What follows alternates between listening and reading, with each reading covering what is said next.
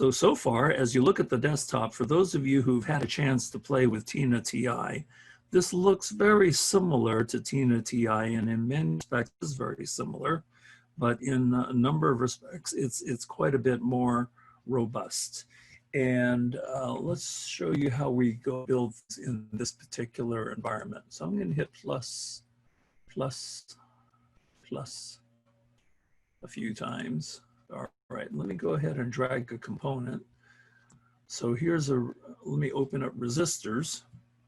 So I'll click on resistors as a device.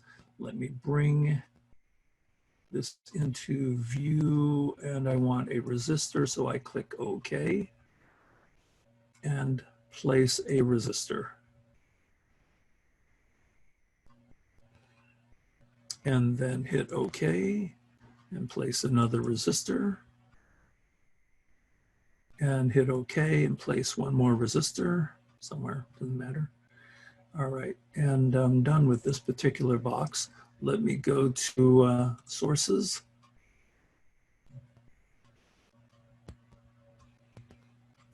And we would want a DC power. So let me go ahead and bring this guy in.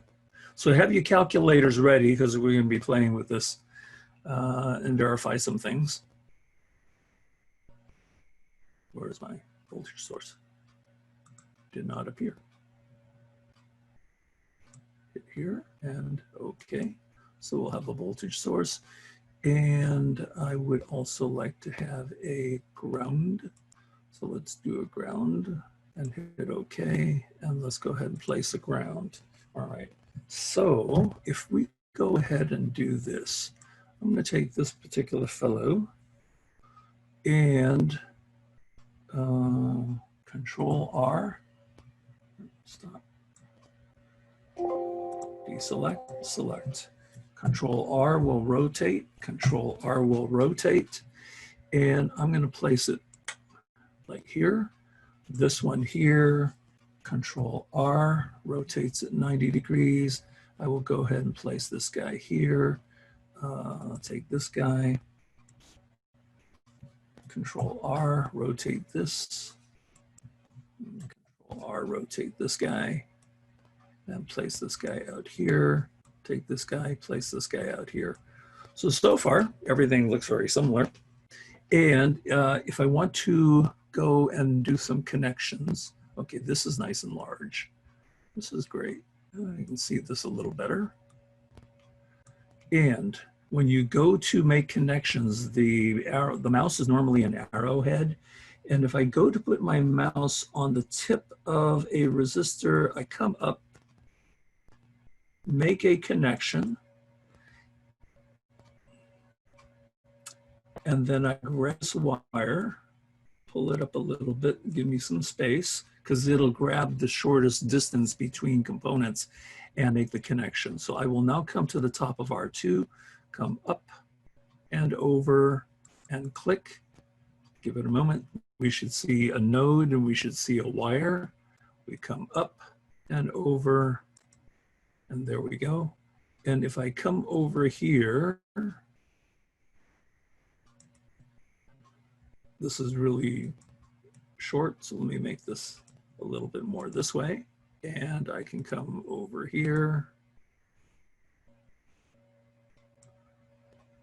I can grab that wire, come down and over. Here we go. Come down and over. Here we go. And take this. And I'll show you something interesting. If you don't like a wire, you can select it. You can hit the delete button and it disappears. If I go here, select it, disappears. Now, if I'm a little indecisive, if I'm a little new about how to do things, oh, I'm not sure where I'm going to make a connection, maybe here, maybe, oh, wow, was that where I wanted it? Nah, it looks better down here. But because we made the connection up here, our node is not where we normally place a node, but you have an electrical connection. So the important thing is that it still works even though it looks like the node is in the wrong place.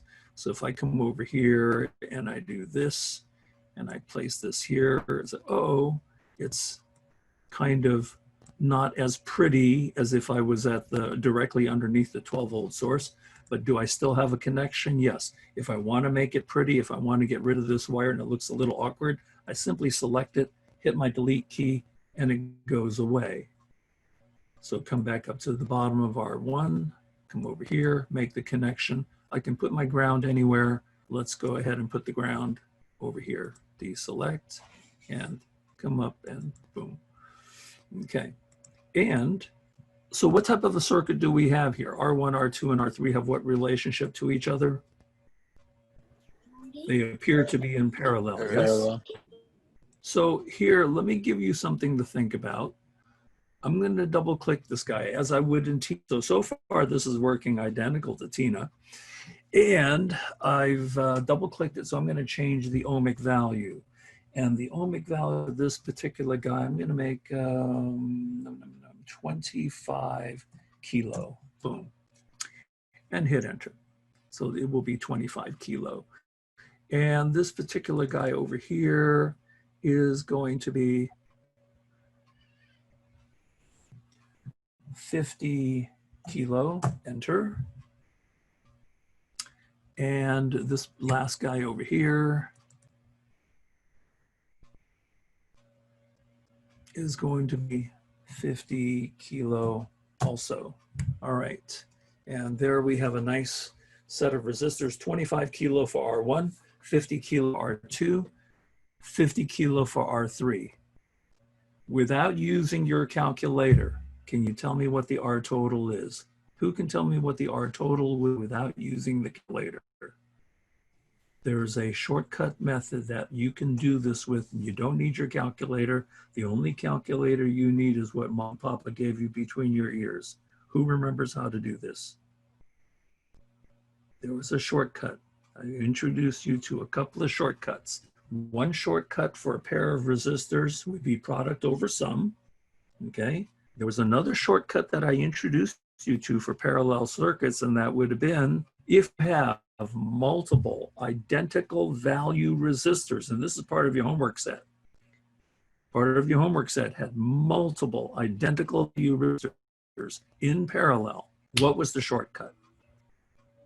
You add both and divide it by 2. So it's 50 plus 50 divided by 2 comes out. It comes at 25 ohms. So you take it and divide it by 2. Okay, you almost said it correctly. You have the right idea, Harpreet, but you almost said it correctly. So saying it correctly, we happen to have a pair of resistors that are 50K, yes? Yes. Yes. They are identical value. So when you have identical value resistors in parallel, you simply take that ohmic value, you're not adding anything. You said add, you don't add anything. You just take the ohmic value of 50K and you divide by the number of resistors that are in parallel that are also 50K. And how many resistors do we have that are 50K that are in parallel? 2. So what is 50K divided by 2?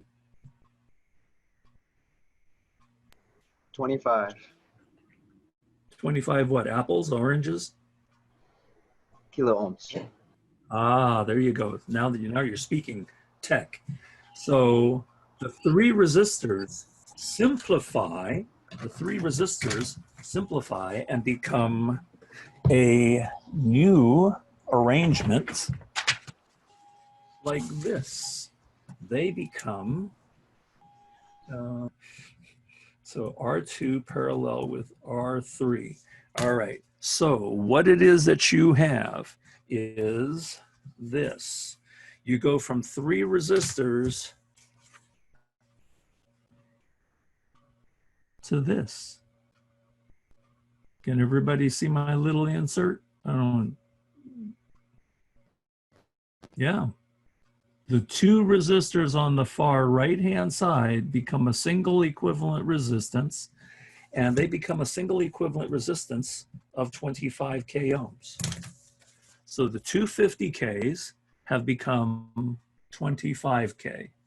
So this is what I'm going to do. I'm going to come up here and I'm going to, not that. Let's go to,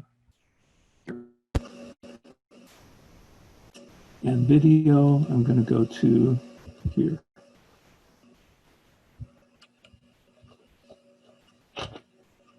All right. Move this guy out of the way. Turn this guy down. Bring this guy over. And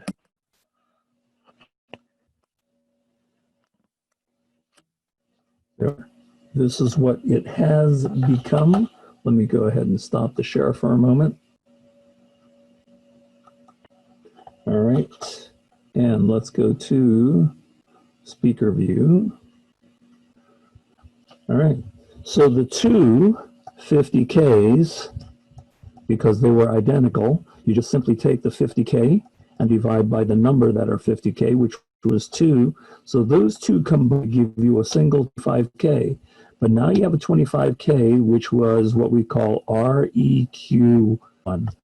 Who remembers what EQ stands for? Who has it in their notebook? Dana. Equivalent.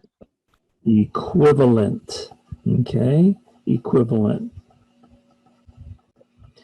And some people, some engineers will write it this way: R1, R2, 3. Some people will write it as R2-3.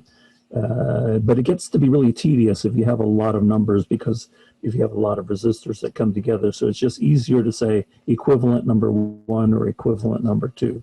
So now you have a pair of resistors that are both 25K. Again, identical value resistors.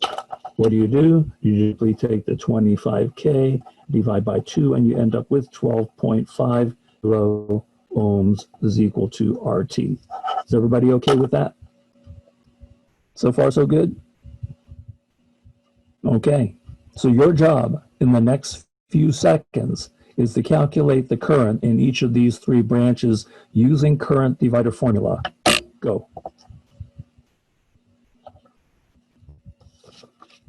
Did he say CDF? Come on, start calculating current divider formula. This is a good portion of your lab and homework for this week. The general form of the current divider formula was I for some unknown resistor is equal to total over that unknown resistor times your total current coming in. That's the general form of the formula. Are we going to use R total for the entire circuit? Yes, in this particular case, we will. So I want IR1, IR2, and IR3. So who would like some assistance? Who would like for me to write out these formulas as a reminder what's going on? Anybody? Or can you do this yourselves? Can you write them out, please? I'll be happy to write them out. I want to explain to you how I'm going to write them out before just writing them out. If you look at the general form of the formula, it says IRX, and then RX is in the denominator. X is your unknown resistor. So you have, in this particular case, this situation. If I want IR1, then this would be equal to RT over R1 times I total. So in this particular case, it would be 12.5 over 25 times whatever my IT works out to be. So you're going to have to calculate the IT for this number. So how do we calculate IT? Question goes to Tony. How to calculate IT? We kind of need this number in order to finish this calculation. Voltage divided by resistance. Voltage divided by resistance will give me my IT, correct. What is my total voltage in this system? 12 volts. What is my total resistance in the system? 12.5 kilo ohms. So my IT works out to be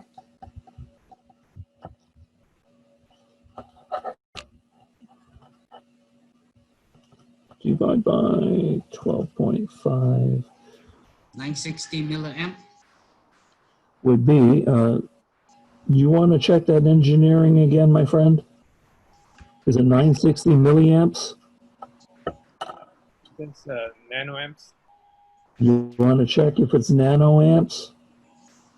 Uh, This is not a hard calculation. I got 960. 960 what? Micron. Yeah, if you just say 960, that's meaningless. It's 960 something. So 960, it's not nanoamps, it's not milliamps, it is microamps. See, at this point in time, you should be able to do this without any issue. At this point in time, you should be able to enter 12 and then divide by 12.5 kilo. You should have a comfort level in keying in kilo into your calculators. And if you do so correctly, you will end up with 960, 10 power of -6. And again, you refer to your journal because you should have all your powers of 10, all your metric prefixes written in your journal. So now we're going to take this and put it in here. So my IR1 works out to be 450 plus 30, so 480 microamps. How many people agree?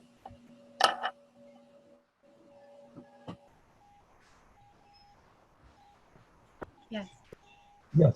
Hey, I got an affirmation. Boy, I feel good. I did something right today. Yay. Now, do you need help with writing out the rest of these formulas? If you do, I'll be happy to write them out. Would you mind just providing the resistor values? Yes, here, the resistor values from before were here. They were originally 25K and then 50K and 50K. Thank you. You're welcome. So originally 25K, 50K, and 50K.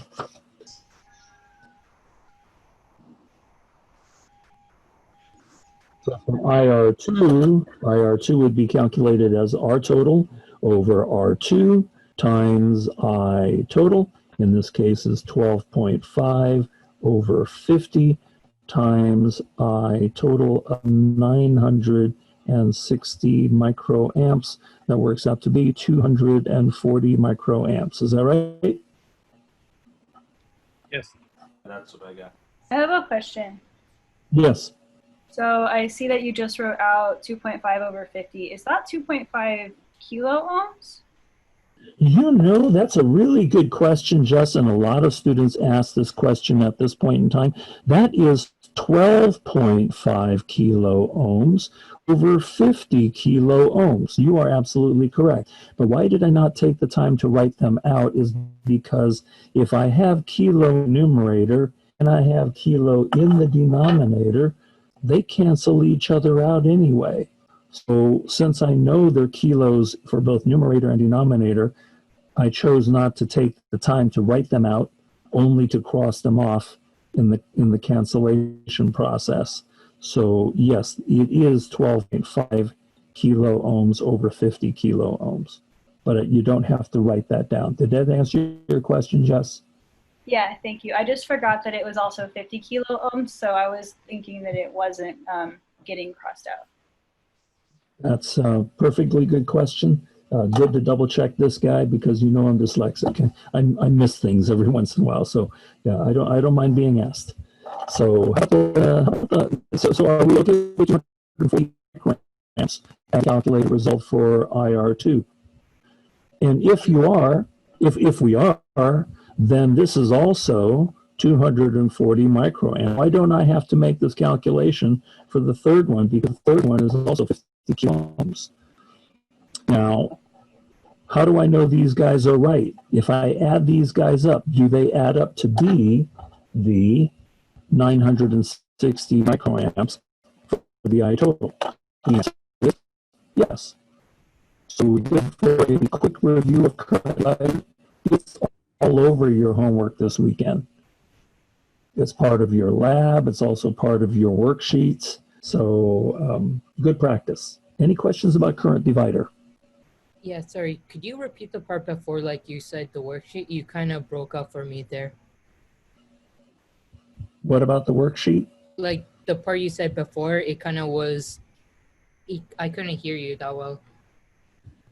Well, is there any part of this that you don't understand? And I'll be happy to explain this because I don't know how far back you couldn't hear me say something. Is the divider formula clear to you? The general form of the formula is the general form of the formula, and these are the specific forms of the formula for IR1, IR2, IR3. No, I didn't. Would be our IR3 would be R total over the value of R3 times I total. This would be equal to 12.5 kilo ohms over 50 kilo ohms times 960 microamps. In this particular process, the kilos will cancel each other out, so it will simply be 12.5 divided by 50 times 960 microamps, and that will give us the 240 microamps here. So is this page Professor Co, okay? Yes. your microphone's still kind of going in and out. Let's go and change the microphone to a different one. That's okay. We have solutions. It's not this one. Let's go ahead and use the system microphone. Okay, so we're now on the system mic. All right. Hear me okay now? Is our multi-sim screen. I've just dragged in a multimeter. Here's your multimeter. And I'm going to place it over here, and I'm going to hook it up to R1. So the question to you is, which lead of R1 should the red lead of the multimeter be attached to? Because the red lead is the plus. So back to Benjamin. The question is, what polarity is the upper lead of R1? The polarity of the upper lead of R1 is negative. And why is it negative, sir? Because it's, well, the voltage source, the negative terminal is the smaller one, and that's also up, V1. So Correct. Correct. You are absolutely correct. As you look at the voltage source is drawn with the negative plate at the top and the positive plate at the bottom. So for V1, negative on top, that means this entire wire at the top of the circuit is all negative. That means the top of R1 is going to be negative. So we'll attach this guy over here. Professor, would you mind repeating that? The top, yes, sure. The top of the voltage source is a negative plate. And as the top of the voltage source is a negative plate, that voltage source is connected to all these wires at the top of the circuit. That means that the entire wire at the top of the circuit is all negative, all attached to the negative side of the source. Yes? We cannot hear a word you're saying. Your microphone was cutting out again. Sorry. Oh, darn, I'm really sorry. Okay. Microphone. This. Can you hear me now? Yeah. Yes, something's coming through? Okay, sorry. Yeah. We've got 3 different microphones to choose from, and one of these have got to work. I apologize. Anyway, so the top of the voltage source shows a negative plate, and the top of the voltage source is connected to the top of each of these resistors. So that means the top of R1, top of R2, top of R3 are all going to be negative. They're tied to the negative side of the source, which means that my digital multimeter, to have a good reading, should have the negative lead of the multimeter attached to the negative side of R1, the positive lead to the positive side of R1. Are we okay with the connection of my multimeter number 1 for across R1. Everybody okay with that so far? All right, so what I'm going to do is this. I'm going to make this a little wider on this side. I'm going to make this a little wider on this side. And I'm going to bring in another multimeter. And here's another multimeter. So I'm going to use this as a voltmeter as well. So I'm going to purposely attach this guy here and purposely attach this guy here. All right. Is anything wrong with multimeter number 2? Yes. What do you think? Reverse polarity. Reverse polarity. Okay, so if I turn on the juice and I have electricity flow, what do you anticipate multimeter number 1 to show? How much voltage would multimeter number 1 show once I turn on the switch? Question goes to Abbas. Abbas, how much will my multimeter number 1 show once I turn on the switch? It will show a positive. So Multimeter number 1 will show a positive what? it will show a positive.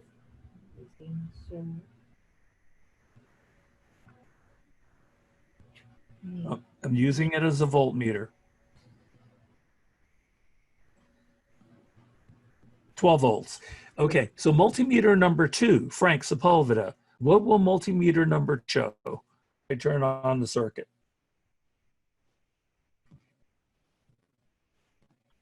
Can you say that again? Okay, so the question is, what will multimeter number 2 hooked up to R3 way over on the right-hand side? Once I turn on the circuit, what should that multimeter show being as a voltmeter? What do you think you should see on the display? Source voltage. Short source voltage. Okay, and is there something, one of your classmates said that the leads are backwards from multimeter number 1. Then it'd be negative. Negative what? 12 volts. Negative 12 volts. Okay. Let's see if those predictions come true. So in order for us to see this, I have to zoom out for just a little bit. Right here is a green button. Let's go here, and let's go here. All right, so now can you see my circuit? All right, so I have a multimeter and double click this guy. And I'll see this other multimeter in a moment.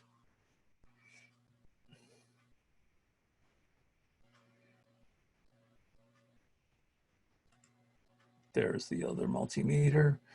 And although you can't see it because of the resolution of the screen, the first multimeter shows a positive 12 volts because the leads are connected in the correct orientation.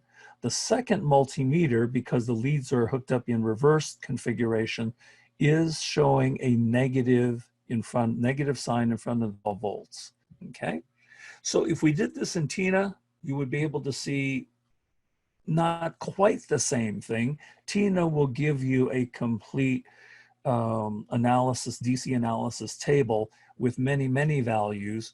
And someone had asked, how come their TINA table of values did not match identically with my table of values? The only values that have to matter, the only ones, will be whatever the VM say, VM for voltmeter or AM for ammeter. Those are the only values that are of any concern to us. The other values are, you can ignore them. They have to do with how the circuit's built and the sequence of what wires came together.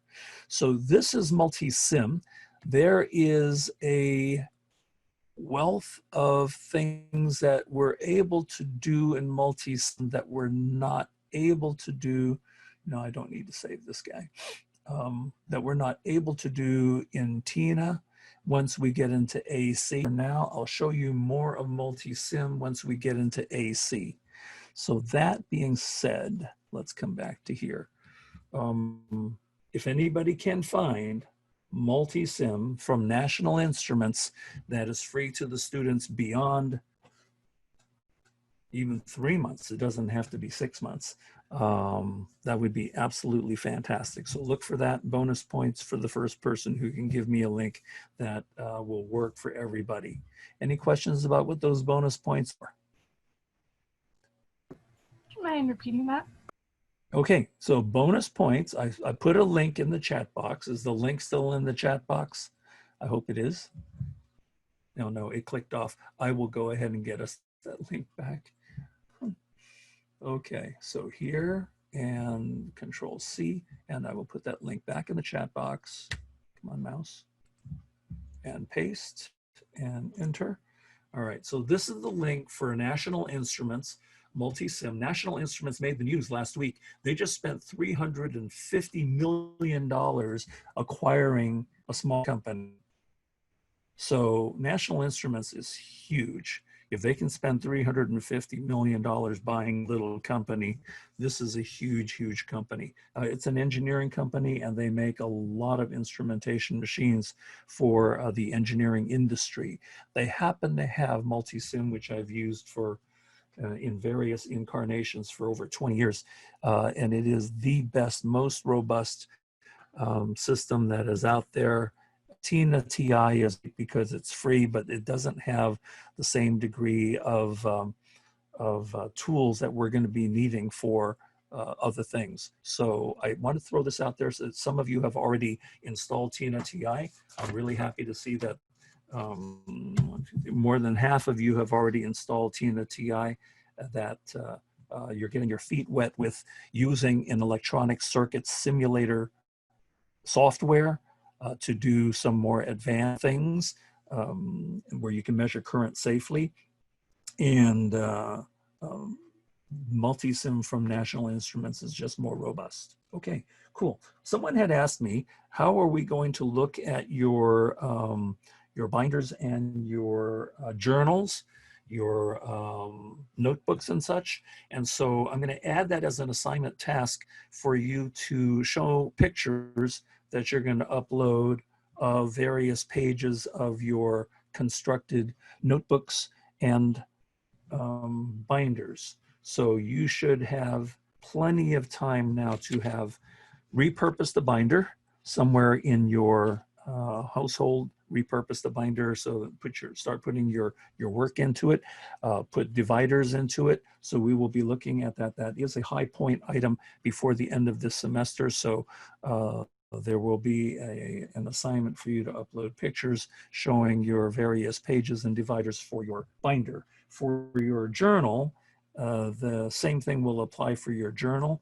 How many pages have you gotten in place now for examples, for formulas, for tables of your engineering prefixes? I've shown a number of you these examples in Canvas.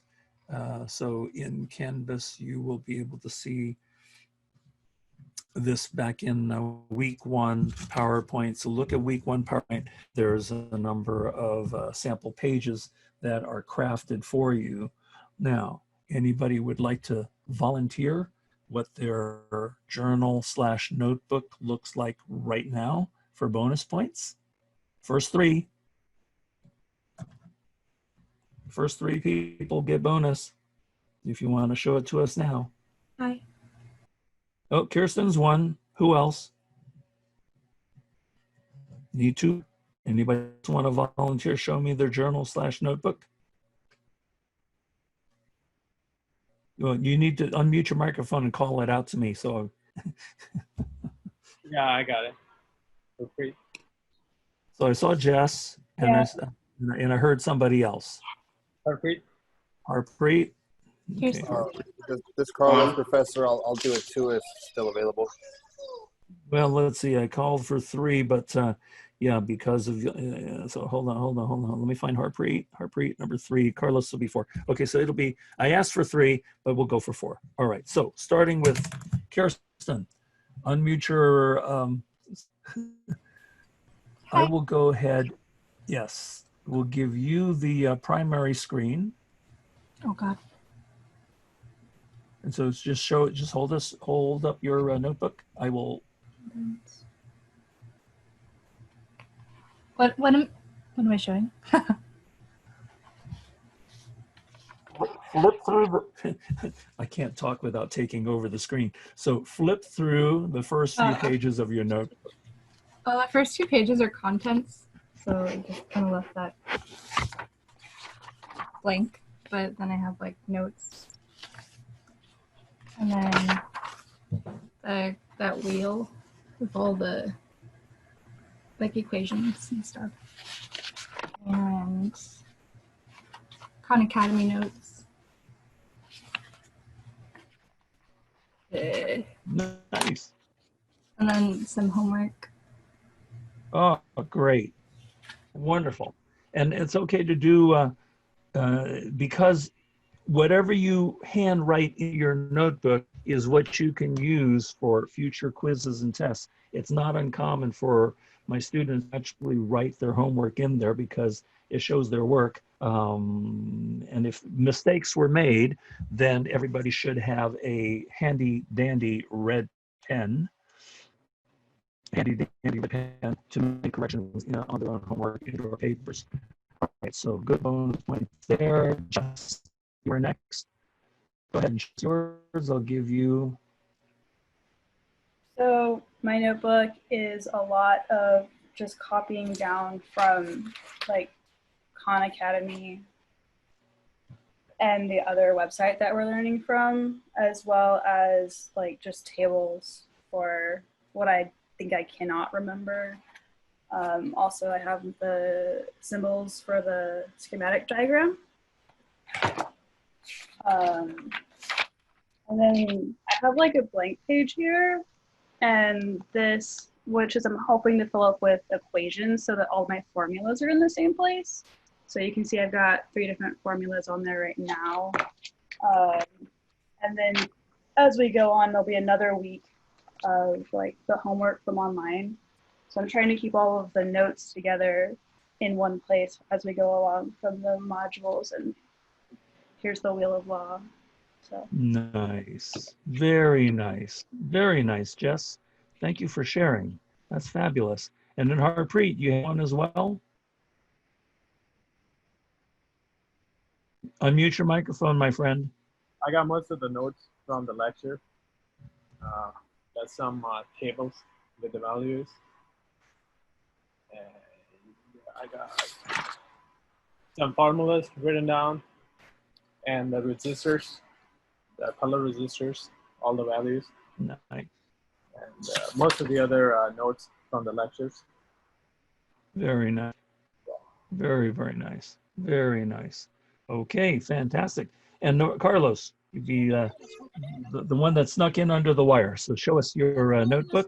I'll actually pass, Professor, because I was showing my binder. Oh, okay. Yeah, I wasn't calling for binder. Everybody's going to show me their binder as an assignment on Canvas. So, okay, then we got 3 good examples of how your notebooks, journals, whatever we want to call them, can come together. Excellent examples. Serve you very, very well. Fantastic. Well, we have a fair amount of stuff Your to do. mic's kind of cutting in and out. Sorry, we'll go to a different microphone. How about here? Okay, I'm at a different microphone. Is this better for the moment now? Yeah. Okay. Any questions that any of you have with respect to the homework? Have you started to look at the homework? You looked at the lab. Everything is in place since our discussion on Tuesday. So your deliverables list, everything is updated except for what I'm adding. I'm adding just one more thing, and that is your binder / notebooks. But everything else is in place with respect to your reading assignment, with respect to your online tasks.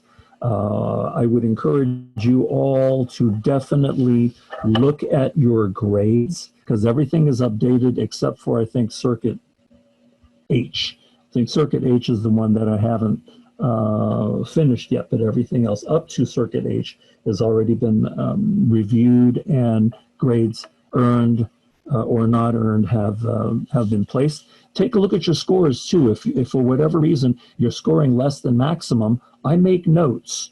In many instances, I make notes as to where the answers fell short of being 100% correct. So for the next test coming up, which will be a week or so, you want to make sure that you read through those notes, read through, if you have any questions from the previous test, you need to ask me before the next one, so we can fine tune your understanding of engineering notation, your calculator exercises, your proficiency in calculations. And as we continue with circuit simulators, you want to definitely get on with what's going on with respect to TINA. The TINA circuits are really fun. They're very revealing. And if you have questions, we have Discord that's available to us. Any questions for me? I have one. Yes. It's on homework. Let me see here. The review question number 10. For which week? On week 3. Okay, for week 3, question number 10. Yes, what about your question? You want to read it for the rest of the class? Okay, the question is, what would happen if a wire, no resistance at all, 0 ohm, were connected directly across the terminal of a 6-volt battery? How much current would result according to Ohm's law? Yeah, we discussed that on the Monday study session. That question was asked, and it's a good question. So the answer is in the Monday study session YouTube. Or I can just tell you very quickly, since I happen to have it in front of me, and it is on the screen. Okay, everybody can see the notes that I have, that question on the camera on your view screen. So you have a voltage source. What happens if you place a wire directly across this? Initially, what would happen, you would have infinite current. In an ideal voltage source, this thing would die. This would be like your car battery. If your car battery, you put a wire across the terminals of your car battery, it might even explode. So you definitely don't want to put a short around your car battery, all right? So the thing that would happen is infinite current. The wire would get hot, the wire doesn't melt, and the battery would explode. It will shortly. That's what would happen Professor, initially. Yes. I'm sorry, your mic again. I'm so sorry. Let's try to find another solution.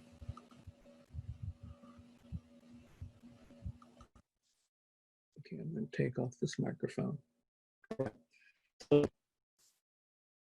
you short a battery, it will die. It's called the dead short. Now, it's asking you in the second question, suppose you hook up in the same manner and you're actually able to measure 8 amps. Instead of this infinite current, you're actually able to measure some kind of current. Now, 8 amps is deadly because it only takes half an amp to kill a human being. However, 8 amps is not infinity. So why is there a difference between infinite current in an ideal situation for us to even be able to see this? It's called internal resistance. And that means this battery is not going to die real fast. It'll take a while for the battery to die. The example that I gave to our friends on Monday night on the study session was the 9-volt battery.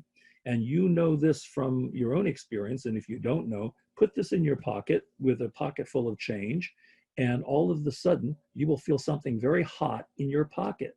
What's happening is, as a penny or a quarter comes across the contact of these two terminals, it will dead short this battery. But because this battery has a fairly high internal resistance, reasonable amount of internal resistance, this thing won't explode, but this thing will get hot. And as it gets hot, it is a hazard situation.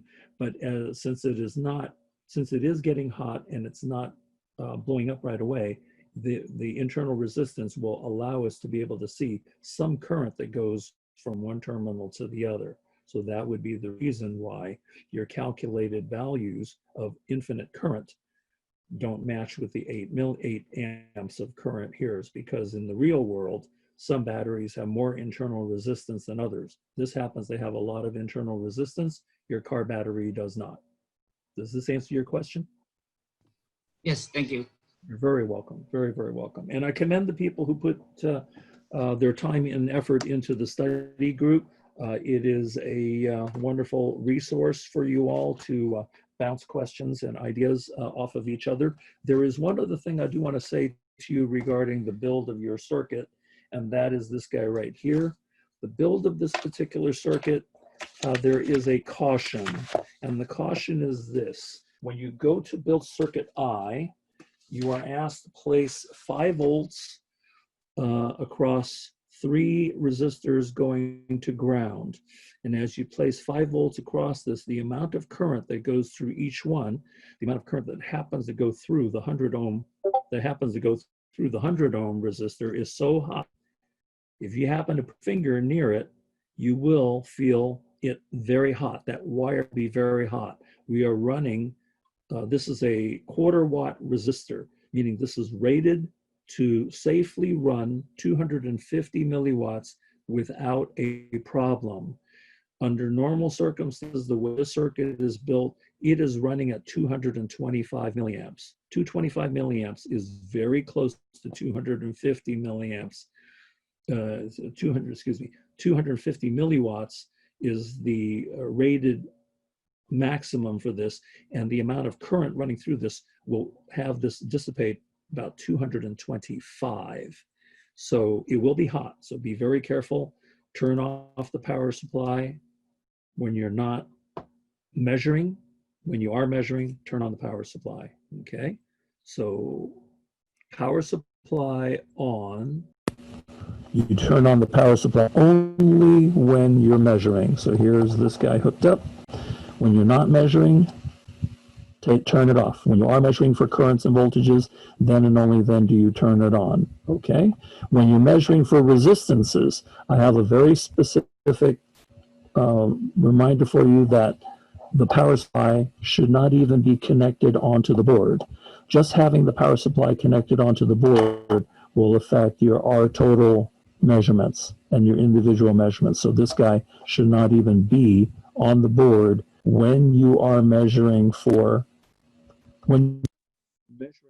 resistance, okay? Any questions about this other than the warning that one of these resistors will get very hot? What happens if you exceed the resistor's rating? Like, will it damage it, or will the readings just be less accurate? We can damage it. We actually, in the lab, one of the demonstrations that I do is I take a 100 ohm resistor and I put so much current through it, I actually smoke the resistor. In some instances, when I do it fast enough, it'll even flame. Can you repeat that? Yes. In the laboratory, one of my favorite demonstrations is to remind students that components get hot. And one of the demonstrations is I pump so much current in through 100 ohm resistor, it will burn out. It will actually flame. So you have to be mindful. You have to be very, very mindful of your currents. So this is simply a warning. Don't hover your finger near this guy. It will get hot. You might get burned. Okay? Okay, thank you. You're welcome. Any other questions? Professor Ko, Yes? can you demonstrate the measuring for just like one of these questions? Well, give me an example. Which question are you referring to? So for the circuit the lab, Yes. just like, I guess the first question. Okay, so if we wanted to measure, sure, I'll be happy to do that. If we wanted to measure total current in the circuit,